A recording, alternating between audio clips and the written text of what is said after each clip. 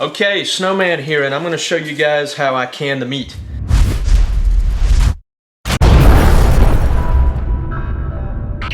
So what I'm doing here is I've got some whole chuck rolls.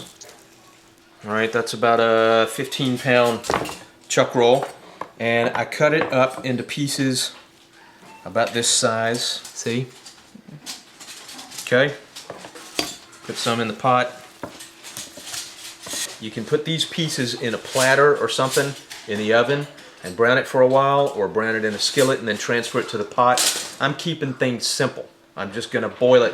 The only thing it's going to have is meat, water, and salt. I'll show you the canning process in a minute. Right now I'm just going to show you how I cut the meat. This knife is literally razor sharp. And I'm going to cut about 2 inches thick slice. I'm starting at the fatty end of the chuck. And this is going to be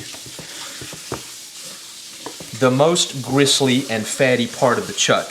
And as you get down to this tip here, it's going to look a lot leaner. I'll go ahead and show you that.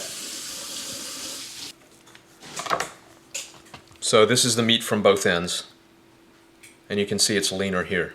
Now, I don't waste any of this. Not one molecule. I'm going to put every calorie that came in the package into the jars. Then I cut it into 2-inch lengths this way, about like that. It's not an exact science, it doesn't really matter. I just cut it large to save on time. If you like them smaller, cut them smaller. Look how this cuts. It's what you want. Good sharp knife. Make your life easy. Alright, now I'm going to fill up this pot and we'll cover it with water. I'm not going to put any salt in the pot, okay, because I'm going to put about a teaspoon or a half teaspoon of salt in each jar. Okay, I've transferred all the meat that I've cut so far into this pot. We're going to cover that with water. It's going to cook all the way through, but it's not going to cook for a long time and turn into a mush. That way the meat will still have some substance to it when I put it in the jars. Okay, what we're doing is we're washing the bottles in dish detergent with the hottest water that we can stand.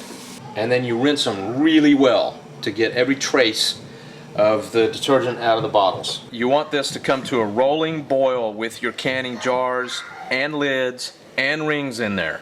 Then what I do is I take these out and I have these boiling hot jars and I'm going to fill them with the meat. And I'll show you that in a moment. But I'm going to take that boiled meat and pack it in there as tight as I can get it, mashing it down. And then I'm going to add, that's probably about a half or 3/4 of a teaspoon. I'm going to add one of these into each jar. I want some salt. I don't want it to be too salty, so I can eat it straight out of the can if I need to. I have boiled it 30 minutes. If you want it more tender, boil it for an hour. You have to put it in one piece at a time just about, or it won't fit through the mouth of the jar. Pack it in there. Make sure you're working with everything really hot. This is just cooked chuck, cut up and boiled, and then put in these jars. Yep, that one just set. See? It's sealing. That one hadn't set yet, it's still hot. So I got 1, 2, 3, 4, 5 1/4 gallons.